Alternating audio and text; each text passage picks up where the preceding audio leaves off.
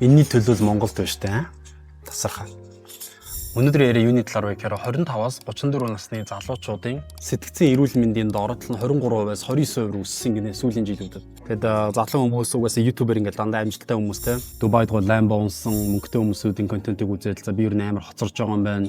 Би яарах хэрэгтэй юм байна гэдэг ч юм уу те. Эсвэл үеийнхэн зүгээр 16 талтай залуучууд e-commerce-ийг 30 сая, 40 сая, 50 сая, 200 сая гэж хэлэхээр хүүе чинь би юу болж байна гэл ингээд стресс нэмэгдчих шиг ба. Хэрвээ магадгүй яг чи ингээд grind хийгээд яг эд залуу насн дээр стрессдж байгаа бол энэ видео яг чамд зориулсан видео. Одоо би бол яг одоо 34-тэй залуу байгаа байхгүй юу? Тэгэхээр 18-тай залууч стресстэй явж болно те. Тэгэхээр би хэд хэдэн зүйлүүдийг таадад онцолж хэлье. Энэ видеоны төгсгөлд чиний магадгүй карьер, амжилт, мөнгийг харах ойлголт чинь нэлээд өөрчлөгдөж магадгүй гэж бодож байна. Энэ хамгийн ихний хэлэх зүйл юу вэ гэхээр чи ерөөсөө хинтээч уралдаагүй. За энэ үгийг бол чи сонсч байсан баг. Угаас амар лейм сонсогдож магадгүй үгүй шүү дээ төөгөө те. Хажууд ингээл мөнгөтэй залуу бол ингээл гой октодтой үерхэл те. Гой машинтай болоод ингээл энэ хүмүүс level up хийгээл явчихсан. Тэгэл цэст нь ингээл би хойно үлдчихээ найз нөхөд ярих бах. Амьдрал яг үүндээ тэгж ажилтгүй бро. Тэгээс нэг рүү зорж байгаа, нэгээс хоёр руу зорж байгаа хизэж өөрийнхөө яг тэг дээр байгаа нэг дээр байгаа хүмүүстэй харьцуулдаггүй. Урдах юм аа л хийдэг. Тэгээд чиний хараад вау би хоцорж ин доо гэж бодоод байгаа хүмүүс ч яг үүндээ чамайг бодохгүй байгаа, чамайг ч танихгүй. Тэр хүмүүс хөөр дээр анхаарч байгаа. Хэрвээ чи яг энэ амьдралын энэ одоо гэдэг карьер босгох амжилтанд хүрнэ гэдэг тоглоом руу нэгэнт анханасаа бүр орж ирэх шийдсэн байгаа бол ерөөсөө номер 1 дүр. Чи хинтээ ч өөрийгөө харьцуулж болохгүй. Харьцуулах юм бол чи энергич.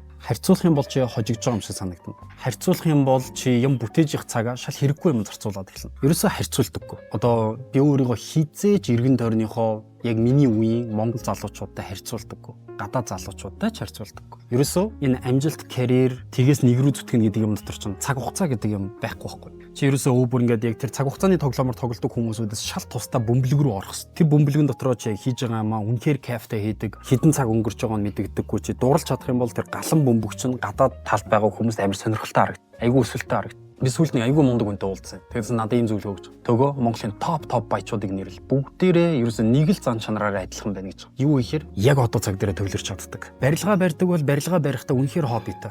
Тэ бизнес хийдэг бол бизнес хийхдээ хоббитой. Хинтээж өрсөлдөггүй энэ рүү ороод живчдэг хүмүүс. Чи жүдөгөр хичээл нүү, ном сумаар хичээл нүү, чи бүх хүн байна уу те. Хийж байгаа зүйлдээ донтцсон энэ зүйлдээ бүр ингэ живцсэн хүн л амжилтанд хүрэж байгаа болохоос биш. Бусадтай өөрийгөө харьцуулж хараад гэрээсээ нэг контент үзчихээд би хоцроод байгаа болов стресстэй байгаа хүн ерөөсөө тэр өрсөлдөөний талбар дотор байхгүй байгаа байхгүй. Номер 1 дүрм хизээч хинтээж өөрийгөө харьцуулахгүй тэм нөхцөл байдалд өөрийгөө аваач. Ерөөсөө хөлчин тасралтгүй цувж идэг, тасралтгүй чи юмны ард нуглаа сууж идэг. Ерөөсөө л байнгын ажил гэдэг тэр нэг дуртай зүйл олцсон. Тэр юм дотор чи байж чадах юм бол амжилтанд хүрэх нь ойлгомжтой. Тэр дээр бусад хүмүүсийн амжилтыг ерөөсөө бити хар те. Мэдээж авахын ав. Сурах юм аа сур. Юу ихээр бид нар энийг pocket watching гэж хэлдэг шүү дээ.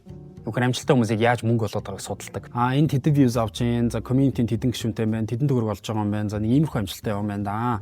Тэгэхээр иймэрхүү views авбал иймэрхүү борлуулалт гаргаад байгаа юм байна да ч юм уу. Ингэж pocket watching хийх үе байж болно. Тэрнээс үзээд чи стресстэй дэм ороод авах юм бол тэр бол ер нь босхгүй дээ. Тэгэхээр би номер 1 хэлэх зүйл нь юу гэхээр ерөөсөө яг өөрийнхөө тэр кайфтай онтох зүйл дээр анхаарал тэр салбарт чи амжилтанд хүрсэн хүмүүсүүдийг case study болгож судал, маш сайн судал, ухаж гүнзгий ор. Тэгээд яг өөр дээр ажил. Ерөөсөө гол юм. Тэгэхээр хинтэж өөрийгөө харьцуулах хэрэг байхгүй. Хоёр дахь зүйл нь яг юм 25-аас 34 наснд ялангуяа ингээд хөдөлмөрлөд явж байхад юу анзаардаг вэ гэхээр чи яг өөрийнхөө тэр сонгосон мэрэгчлэрээ мэрэгшиг бүр дараагийн түвшинд гарч ирэх юм бол чи өөр дээр ажиллах хэрэг гарна шүү дээ. Тэр жоохон ганцаардчих гад байдаг. Тэг чи ингээд яг ганцаараа компьютерээр суугаад ажиллаа хийгээд ингээд өөр дээр анхаарал ганцаархнаа суугаад байдаг. Агууд дотор өөрийгөө төвчсөн. Гарууд тэнд сайхан наадмаар гарч яваал, зугаалаал, тэг аяллаар яваал, далайн ирэг дээр бие шараал, тэг гой машин унаал, октодтой шоу далахаар ингээл чи fuck би хойно уган бахтай гэж бодно. Наа чи яг ганцаардлаас үүдэлтэй чамд нэг тийм харьцуулт бас үүсчиж магадгүй. Би нэг юм хэлмээр байна. Ер нь энэ амжилтанд хүрнэ гэдэг энэ юм чинь яг уул руу мацж байгаатай амар адилхан байхгүй. Нэг бодлоо. Юу гэхээр чи уул руу мацж байхдаа чи уулын орой руу хараалах юм бол чи стресстэй шүү дээ. Яа ямар хол юм бэ? Яа ямар хол юм бэ? Яа хизээ гарна. Яа энэ зү бүтэхгүй гэлээ угаасаа гарч чадахгүй байхгүй. Чи фокусо эцсийн зорилгоосоо жоохон холдуулаад яг одоо байгаа зүйл дээр төвлөрөөл урдаг алхаан дээр төвлөрөөл алхаад идэв үстэй тий. Тэгэхээр эн чинь өөр айгүй тийм ганцаардмал ажил байхгүй. Яг л урдах юмаа сайжруулаа л. Би одоо YouTube, Instagram дээр контент хийдэг юм бахмал би контентын чанарыг сайжруулаа л. Энд чинь тийм фан ажил биш шүү дээ. Чи компьютераар хэдэн 10 цаг суун, багаараа суун, камера сайжруулна, өнгөө өгөн тий. Гой дуугаа сонгоно, гадны контентуудыг судлаа ингээл нэг тийм хүмүүс магадгүй миний влогийг үзэх ингээл амар нийгмийн идэвхтэй гадуур яваад хүмүүстэй socialize гэж явдаг гэж бодож байна. Ер нь бол 98% нь бол тэгэл компьютерийн ард юм эдитлээ сууж байгаа шүү дээ. Ажлаа ингээл коло ороод community-г өвчүүлээл 2% нь л гарч орж тий. Одоо ингэ зураг авалтыг хичээл би гэрээс гарч байгаа байхгүй баг анх удаага. Сүүлийн барыг 5 хоног. Тэгэхээр уйтгартай ажил. Ганцаардмал. Чи өөрөөсөө ажилладаг. Тэгээд энийг бити хоцорч ийн гэж бод. Чи харин эсрэгээр хамгийн чухал зүйл дээр ажиллаж байна. Харин нөгөө хүмүүс чинь шоудаа, доктуудтай яваад, машин цэшин унаад, гадуур дотор яваад ингээд цаг үрээд. Тэгэхээр чиний явж байгаа чинь зүгээр л яг л өөр дээр л ажиллаад авах юм бол ганцаардмал гэдэг зүйл бол байдаг. Гэхдээ харин бүр ганцаараа байж сурах хэрэгтэй. Тэг ганцаараа байхыг тийм ганцаарцсан мэдрэмжээр зовж ганцаараа байх биш. Эсрэгээр жаргаж ганцаараа байж сурах юм бол жинхэнэ хүссэн дуугаа тавьж байгаа, усандаа ороод skin care хийгээд тэг өдөртөө усаа түрхээд ганцаархнаа суугатаж гэсэн гоё сууж байгаа. Тэг чи компьютер дээр суугаад ганцаараа жаргаж эдитлээд хүссний орчноо бүрдүүлээд ингэж суух юм бол үнэхээр гоё. Одоо бид нар ямар ч гоё e-спортын хүмүүс ч юм уу эсвэл ингээд эдит хийдэг хүмүүс юм мэдэн шүү дээ. Өөрийн гэсэн гоё компьютероос терапиг засаа, ширээгээ засаа, гоё view бэлдэж тавьж байгаа, гоё дуугаа тавиал өдрөө гоё эхэлдэж шүү дээ. Ерөөсөө чи өөртөө байж. Эцэст нь ингээд бодохоор одоо монгол хүмүүсийн маань нүүдэлч амьдрал байна да бид нарыг. Ерөөсөө 90 тонны 100 км квадратад өөр айл байхгүй. Чиний ихнэр хоёр хүүхэд ч юм байна. Тэгэл танаа мал аж ахуй ч юм. Өөр юм байхгүй шүү дээ. Ганцаараа л байгаа шүү дээ. Тэгэхээр хүн ер нь эрэгтэй хүний амьдрал яг нэг юм 25-аас 34 наснд амар том шилжилт хийж байгаа байхгүй. Магадгүй 18-аас 25 хүртэл бол чи ингээл дандаа найз нөхдөд хамт их сургууль, фракц те хүрээллээр явдаг гэсэн юм шиг магадгүй. Жил ирэх тусам чи ерөөсөө л ихнэр хөгдөж л болж ирнэ шүү дээ. Аав ээж эмээ өвөө чин те ерөөсөө л өсрээд хамаатан садантайгаа уулзсан. Тэгэл ерөөсөө ажил дээрээ ийм л болж ирж байгаа байхгүй амьдрал. Тэгэхээр яг энэ шилжилт өөрөө анх удаага чи ингэж ганцаардаж эхэлж байгаа айгүй эвгүй буух магадлалтай. Гэхдээ it is what it is. Амьдрал ийм л байдаг. Тэгээ миний хувьд бол миний ихнэр хөгдөл хамгийн чухал. Миний хийж байгаа ажил маань чухал. Тэгээ ажиллаараа дамжуулж ямар олон хүмүүсийн амьдралыг өөрчлөх ч юм уу те ямар импакт үзүүлж байгаа маань чухал. Тэгэл болоо. Тэрнээс заавал хилхэлдээл үр дүрэндээ ороод те зүү орох зайгүй наалтаал яваад байх хэрэг байхгүй. Яг тэр чинь найзууд чинь ч гэсэн ихнэр хүүхдтэй болно. Тэд нар чинь гэр бүлтэй, амьдралтай ч өдөр болгон уулзаад иж чадахгүй. Харилцан мэдээж нэг нэгээ хүндлэх орон зай бол байна. Тэгээд завтай үедээ сайхан уулзсан, уулзахаар бол уулзсан. Тэгэл болоо шүү дээ. Тэр 25-34 наснд ганцаар урт хэм дээр анхаарахаараа дотроо дагам шиг мэдрэмж авч байгаа бол яг амьдралынхаа жамаараа явж байна л гэсэн. Битээ санаа зов. За миний 3 дахь хэлэх чухал зүйл юу ихээр яг ингээд ганцаараа ингээд ажиллаж ихаар би яг зөв яваад байгаа юм уу, буруу яваад байгаа юм уу? Би хурдтай яваад байгаа юм уу, удаан яваад байгаа юм уу, тэ?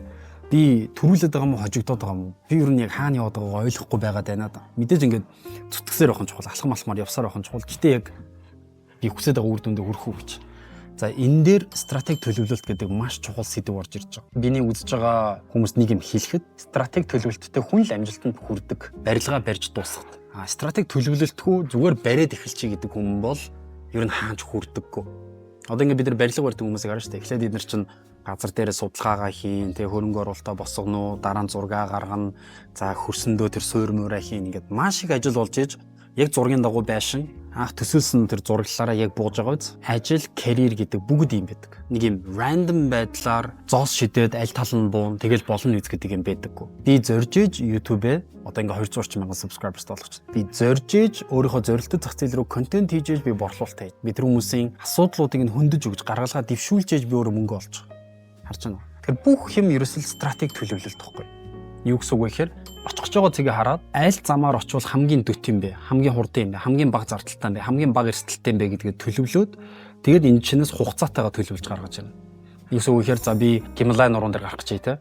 Тэгэх юм бол хизээ гарвал хамгийн зөв байдیں۔ Хизээ хамгийн цаг агаар эрсдэлгүй байдیں۔ Тэгээд аль замаар гарвал хамгийн эрсдэл багтаа. Тэрийг тооцоолоод за би дараа сар ихэд энэ цэг дээр очсон байна. Дараа сар ихэд энэ цэг дээр очсон байна. Дараа сар ихэд энэ цэг дээр очсон байна.